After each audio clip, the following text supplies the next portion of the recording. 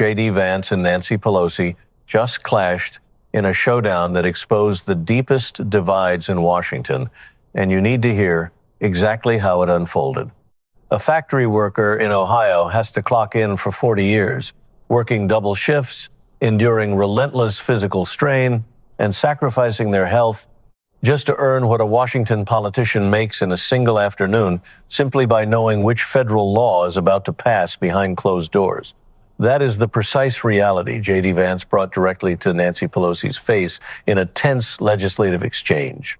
It was not even the harshest part of the confrontation. He had previously compiled an undeniable timeline of millions of dollars in market trades, executed with absolute mathematical precision right before major federal legislation was announced to the public.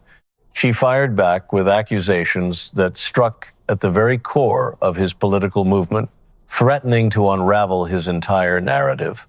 He shut the room down, but there was one instant when the entire atmosphere shifted against him.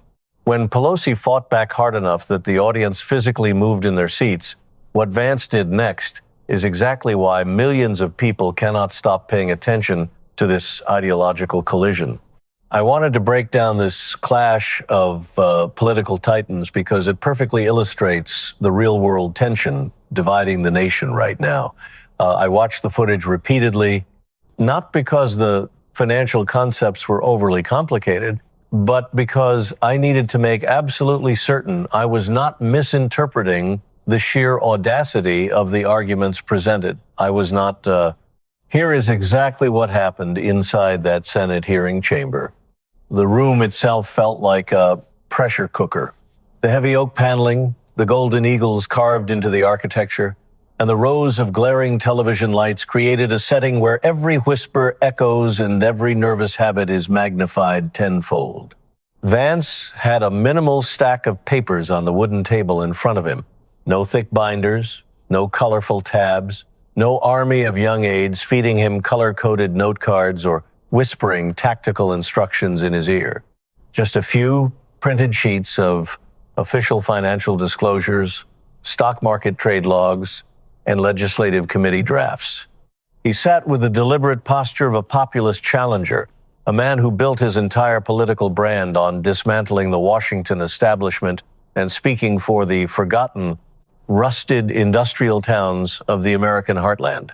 Pelosi sat directly across the aisle wearing a perfectly tailored designer suit, projecting a demeanor carved out of decades of brutal, high-stakes political warfare.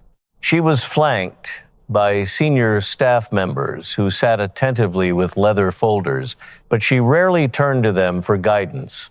She looked straight ahead. She has been operating in front of congressional cameras longer than most of her fiercest critics have even been alive, and she knows exactly how to command the visual authority of a room.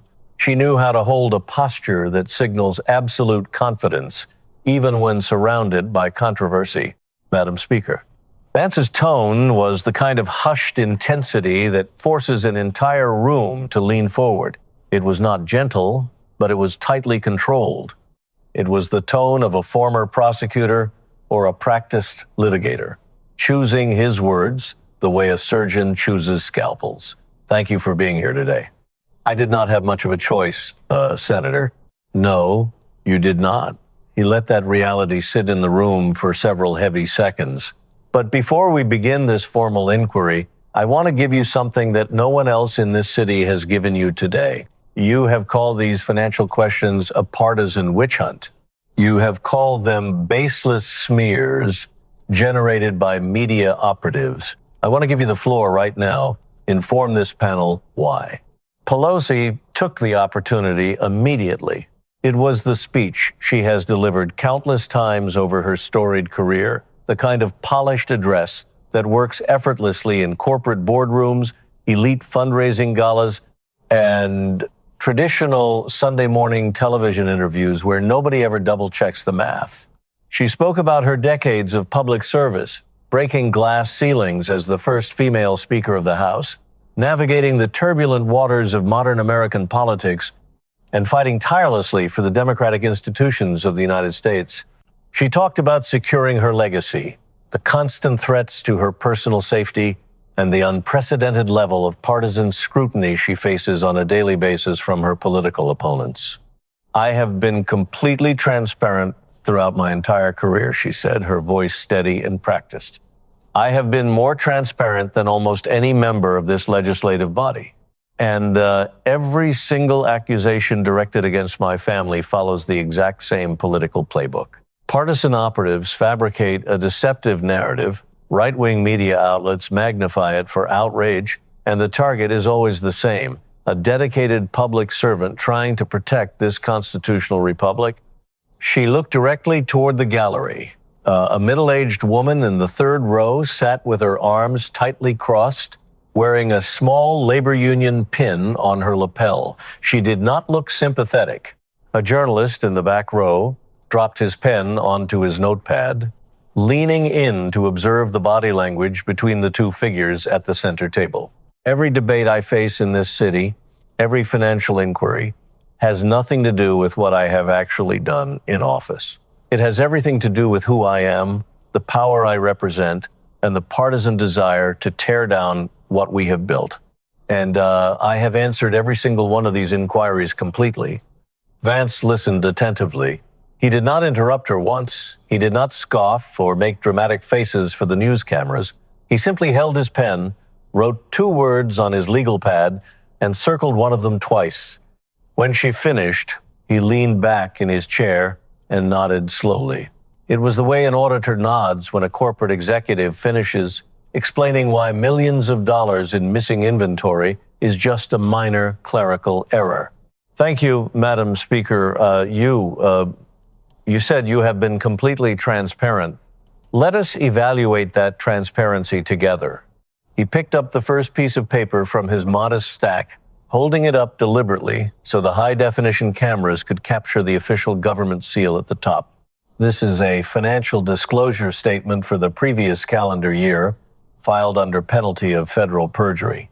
According to this document, your household executed trades involving millions of dollars in major semiconductor manufacturing companies. He placed it back on the polished wood table and pulled out a second sheet of paper. This is the legislative timeline for the federal subsidy bill designed to inject billions of taxpayer dollars directly into that exact same domestic technology industry. 2 pieces of parchment, 2 undeniable truths, and the exact same dates aligning perfectly on both. The stock option purchases happened on a Tuesday afternoon. The major legislative announcement happens on a Thursday morning. The stock skyrockets immediately. The massive profit is secured before the working class families in my state even know what the bill is named. A camera shutter clicked rapidly in the silence of the room, followed by the soft hum of the air ventilation system. Vance leaned forward, placing his elbows on the table. Madam Speaker, you said you have been transparent. Allow me to ask you a very direct question about that transparency. Would you agree that financial disclosures filed with the United States Congress should reflect ethical behavior? Of course, I agree with that statement, Senator. Was the timing of those stock trades ethical? The disclosures are thorough, completely accurate, and entirely legal under current law, Senator. That is not what I asked you. Was the timing ethical? We operate in a free market economy, Pelosi replied smoothly, her voice betraying no emotion. Members of Congress have the fundamental right to participate in that market, just as any other citizen does. Vance removed his reading glasses and looked directly across the table at her, his gaze unyielding.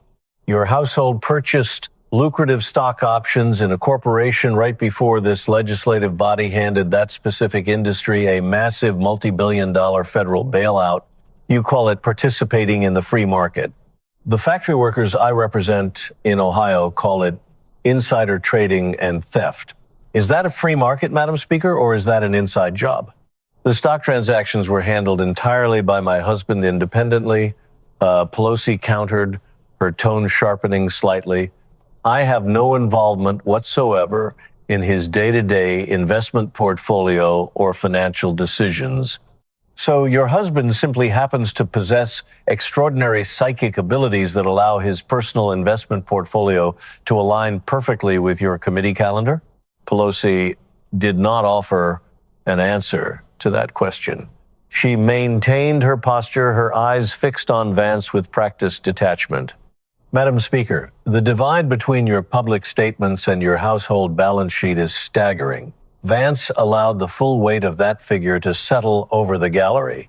If an ordinary citizen told the Internal Revenue Service that they executed a brilliant multi-million-dollar stock trade by pure coincidence 48 hours before a major government announcement, federal agents would be knocking on their front door.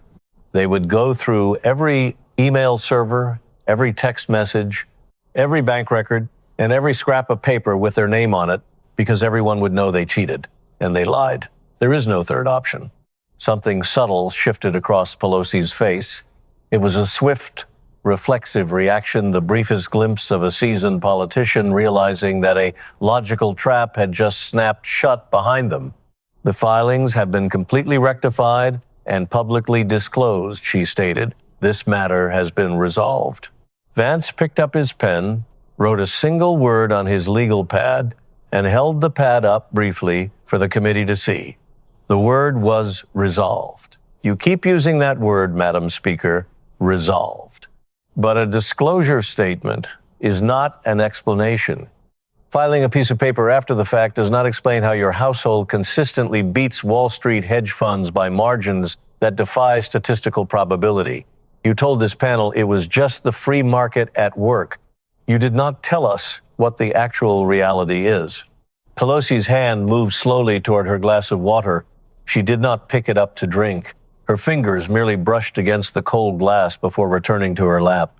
Vance turned the page on his desk. You said you were transparent. Let us continue evaluating that transparency. Millions of dollars in perfectly timed semiconductor trades, and that was merely the first document. He had more examples prepared. He moved with the quiet efficiency of a trial lawyer who senses that the witness is beginning to lose their footing. Your household also executed massive stock trades involving major multinational technology conglomerates right as comprehensive antitrust legislation was being stalled inside congressional committees. Millions of dollars were on the line. In one specific quarter, legislation that would have severely restricted the power of these tech monopolies was quietly put on hold. The stock values surged instantly. Your household profited immensely. He placed the trade log onto the pile. Madam Speaker, did your family financially benefit from the delay of that specific regulatory bill? My legislative priorities and decisions are based entirely on what serves the best interests of the American public, not on personal investment portfolios, she responded coolly. Other lawmakers in your own party supported that regulatory bill, Madam Speaker. They hold different policy perspectives on tech regulation, Senator. They certainly do, Vance countered, by 20 or 30% in policy differences, perhaps. But their spouses did not make a multi-million-dollar fortune off the delay. He pulled out another printed page. The trade receipts are public record, and those receipts tell a very simple, very undeniable story. Same legislation, same committee timeline, alternate financial outcome for your household. He looked up from the page. Millions of dollars in private profit. The chamber was utterly motionless. It was the heavy, suffocating kind of silence that occurs when cold arithmetic speaks louder than political talking points, and every conventional defense begins to crumble under the weight of facts. Where I grew up in the Midwest, when you make millions of dollars in a single afternoon based on legislative information that the general public does not possess, working people have a very specific name for that. And that name is not public service. A low murmur rippled through the public gallery. It was not laughter. It was something much heavier, a collective exhale of deep-seated frustration from citizens who felt the system was rigged against them. My financial disclosures have been audited and reviewed repeatedly, Pelosi said, her voice carrying a rigid, unyielding edge. There have been zero findings of illegal activity or ethical misconduct. It is legal. It is fully disclosed. This matter has been resolved. There it was for the third time. Resolved. Vance picked up his pen and wrote the word on his pad once more, drawing a firm line connecting it to the previous entry. 3 entries now. Same word, same justification, same complete lack of substance underneath it.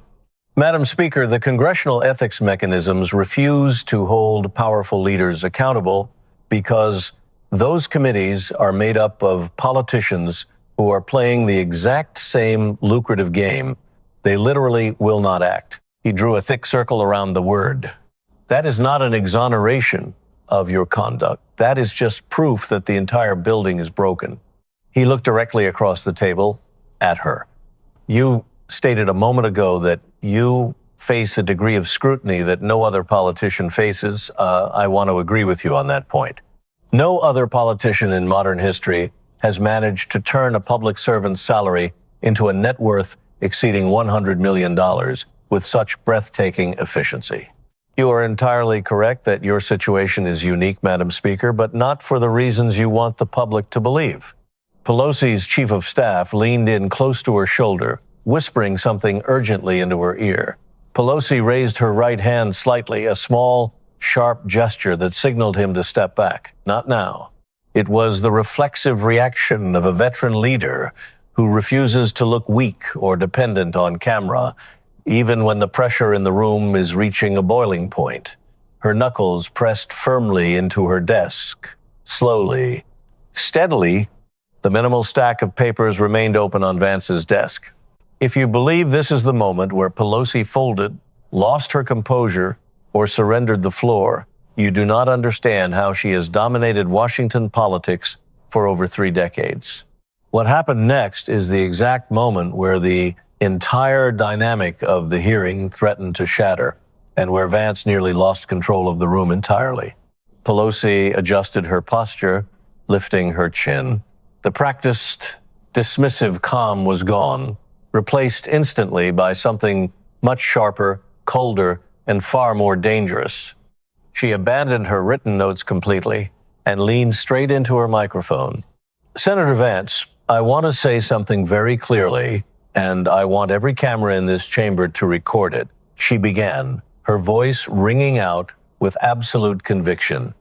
Every single debate launched by your faction follows the exact same transparent strategy. Find a prominent, successful woman in leadership, find a completely legal, transparent financial record, and manufacture a malicious criminal conspiracy out of thin air.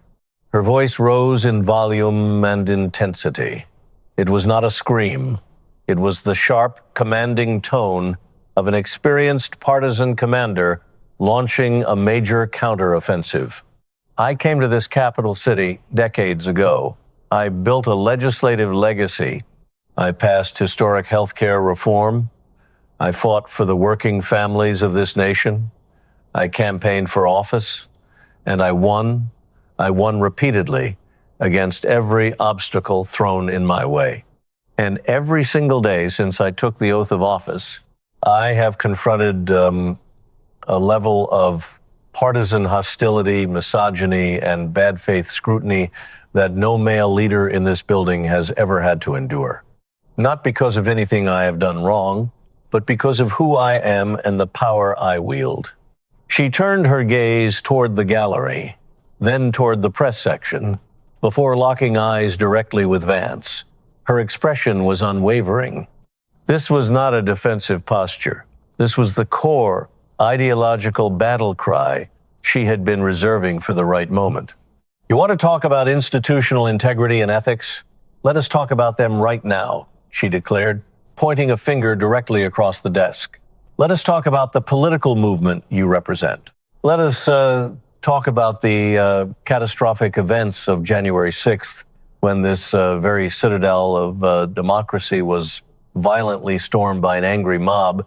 Let us talk about politicians who actively refuse to accept the peaceful transfer of power, who spread dangerous election denialism, and who threaten the foundational stability of our constitutional republic just to maintain their grip on authority. Let us talk about who truly benefits from destabilizing this country and who gets targeted for investigation. She leaned even closer to the microphone. I will tell you who gets targeted, Senator. The leaders who actually pass legislation. The leaders who stand up to authoritarianism and protect the rule of law. That is not genuine accountability, Senator Vance. That is a cynical, politically motivated hit job designed to distract the American people from your own radical, anti-democratic agenda. The atmosphere in the hearing room shifted violently. You could physically feel the momentum changing course, like a massive current reversing direction in a narrow channel. The raw political energy in the room surged toward Pelosi. It was the most perilous moment for any interrogator in a high-profile hearing, the exact moment when the public begins to question whether the prosecutor has crossed the line from legitimate oversight into partisan cruelty, and whether the person at the witness table is actually an innocent defender of democratic norms. A young woman in the second row of the gallery began nodding her head in vigorous agreement.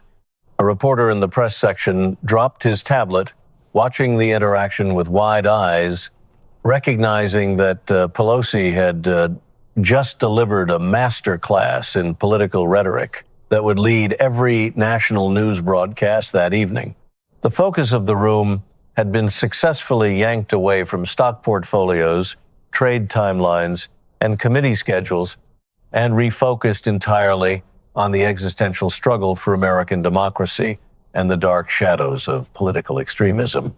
Vance felt the shift immediately. He had to. The entire emotional weight of the room had just turned against his line of questioning, but he did not panic. He did not slam his pen on the desk, raise his voice, or interrupt her to regain control of the floor. He simply sat motionless, resting his hands flat on the wooden table. He let the silence stretch out for 3 entire, uncomfortable seconds while the live news cameras continued to roll. In national television broadcasting, 3 seconds of total silence feels like an eternity. He allowed her dramatic accusation to echo through the chamber until the emotional high began to evaporate, leaving behind only the cold, hard reality of the unresolved financial questions. Madam Speaker, his tone was noticeably different now. The sharp prosecutorial edge was gone, replaced by a quiet, measured cadence. It was the voice of a man speaking plainly to his neighbors, the way someone speaks when they realize that the very next sentence will determine whether they win the argument or lose the room forever. I want to genuinely acknowledge something you just said. You are entirely correct that being a trailblazing leader comes with an immense personal price that others never have to pay. I do not debate the historic nature of your career.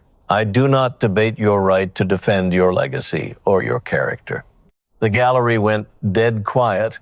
Even the mechanical clicking of photojournalists' lenses seemed to pause. But what you are doing right now, Madam Speaker, what you have done every single time a journalist, an auditor, or an ordinary citizen asks you a tough question about your family's massive wealth, is you are attempting to transform a straightforward debate about your personal enrichment into an existential declaration about the survival of American democracy. You are intentionally creating a system where it is impossible to hold you financially accountable without being accused of attacking the republic itself. And those two things are fundamentally not the same. He lifted his glasses, placed them back on, and looked at her over the top of the frames. I am not asking you these questions because you are a leader in the Democratic Party. I am not asking because you are a woman. I am not asking because of January 6th or partisan politics. I am asking these questions because the math on these financial disclosures simply does not add up for a career public servant. He paused, letting his next words land with absolute clarity. And numbers, Madam Speaker, do not have a political party. That single sentence, numbers, do not have a political party, is a line that will undoubtedly be analyzed in political science, textbooks, and media strategy courses for years to come. But Vance was not finished with his examination.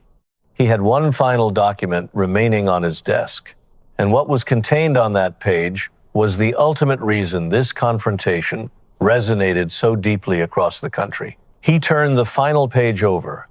Madam Speaker, I want to review the actual economic reality experienced by the working people of this country.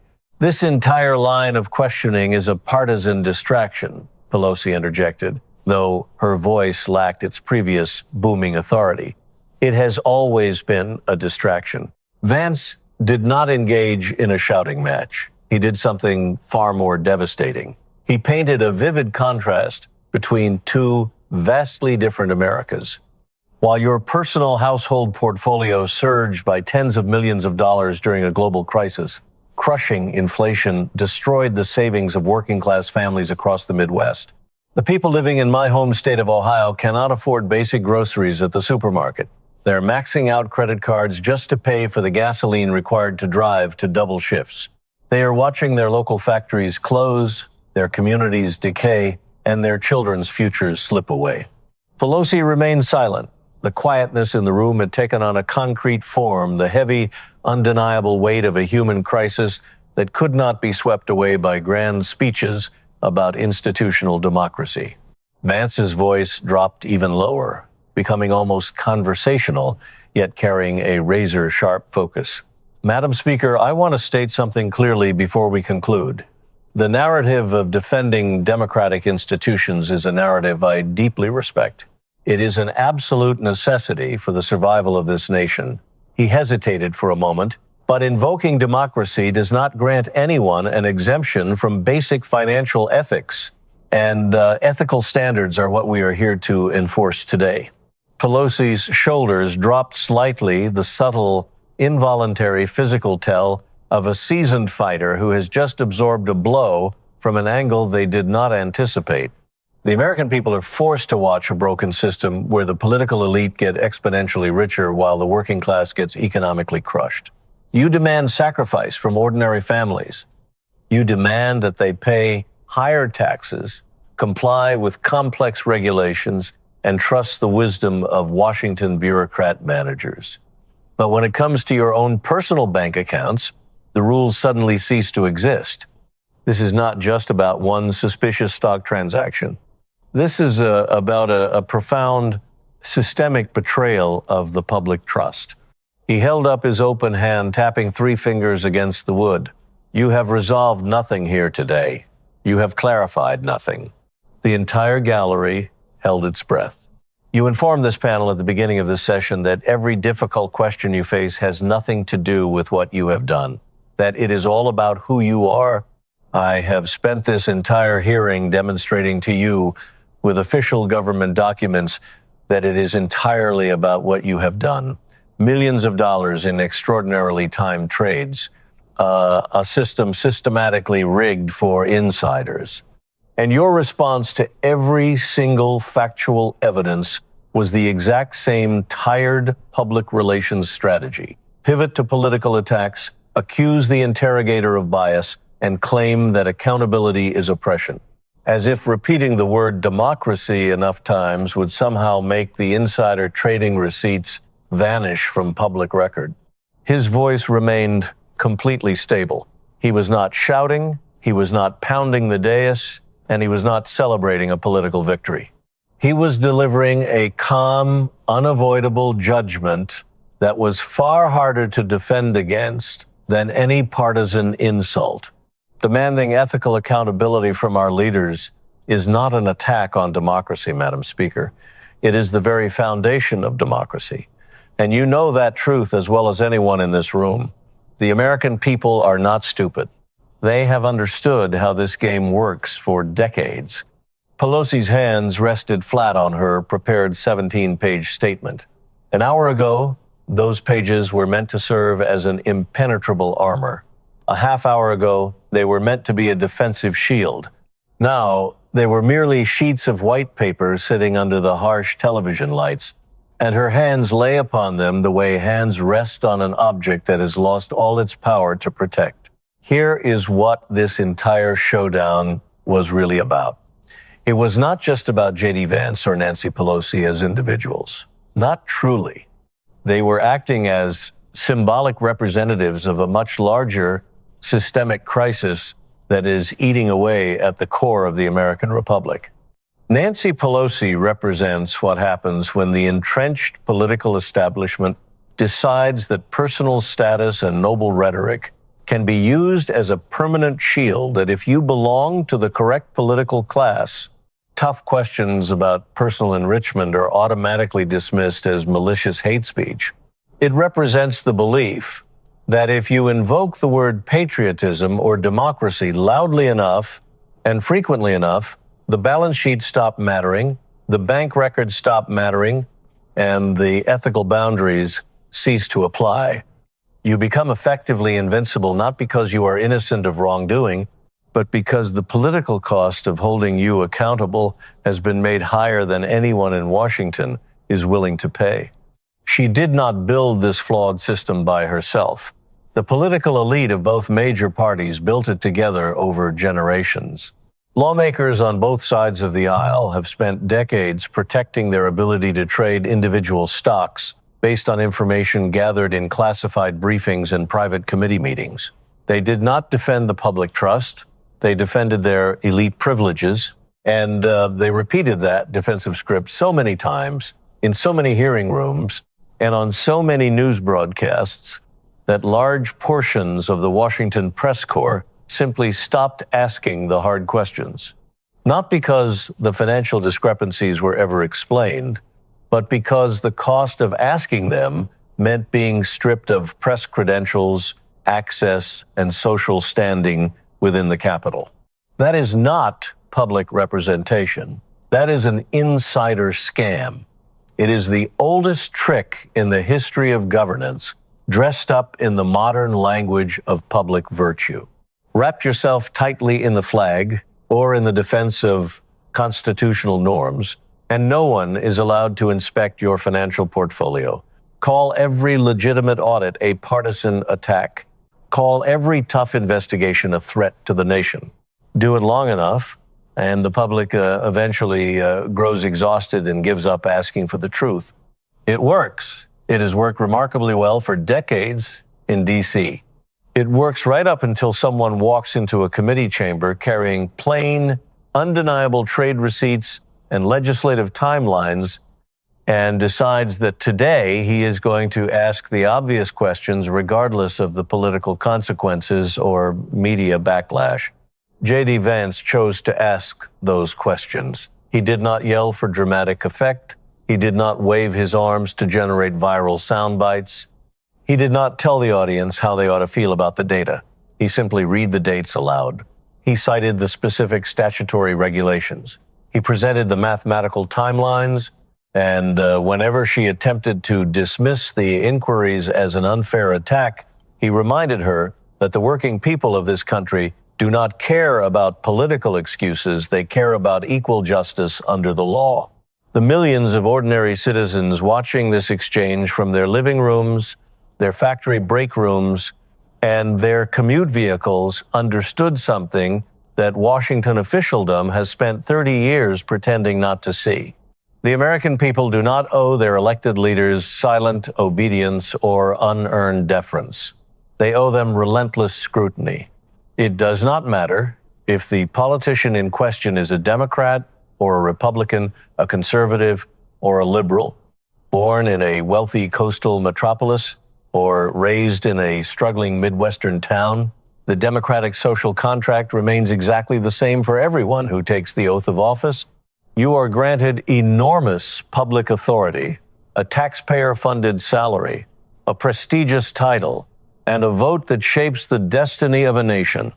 And in return for those immense privileges, you must answer fully for how you use every single dollar, every piece of legislation, and every financial disclosure that bears your official signature. That requirement is not persecution. That requirement is the job description. The fundamental rules of ethical leadership do not magically change based on the resume, gender, or political affiliation of the person occupying the seat of power. They did not change when Vance sat down with a stack of trade disclosures, a legal pad, and 2 hours of precise questions that the political establishment had spent years ensuring no one would ever bring to the floor. Someone finally brought the questions to the floor. The truth does not care about your political party. It does not care about how many historic elections you have won, how many millions of dollars you have raised for political action committees, or how many television appearances you have booked calling your critics partisan extremists. The truth is not a political strategy, and it cannot be silenced by a clever press release. The truth asks one simple, uncompromising question, and it asks it over and over again until an answer is provided. Can you account for what you have done with the power and trust that was placed in your hands? Nancy Pelosi sat in that chair for 2 hours, facing undeniable mathematical realities. And when the grand political speeches were stripped away, she simply could not provide that account. If you believe more citizens need to see this reality unmasked, share this narrative far and wide. That is the only way these vital truths reach the people who are not actively looking for political news, but desperately need to hear what is happening to their country. I will continue bringing you these unvarnished breakdowns of what actually happens behind closed doors in Washington as long as you keep watching